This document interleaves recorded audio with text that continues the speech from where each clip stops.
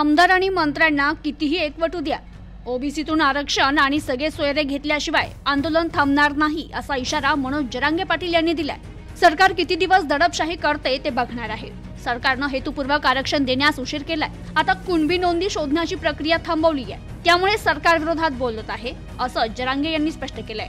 तर अंतरवली सराटी येथील संचारबंदी उठवावी आणि गृहमंत्र्यांनी दडपशाही थांबवावी असं ते म्हणाले। समर्थकांच्या गर्दीत मनोज जरांगे पाटील हे अंतरवलीकडे रवाना झाले। गावात पोहोचल्यानंतर त्यांचं जोरदार स्वागत करण्यात आलं। दरम्यान भाजप महिला कार्यकर्त्यांनी मनोज जरांगे पाटील यांची रुग्णालयात जाऊन भेट घेतली। आरक्षणासंदर्भात सोशल मीडियावर महिलांवर आक्षेपार्ह वक्तव्य केली जात असल्याचं त्यांनी सांगितलं।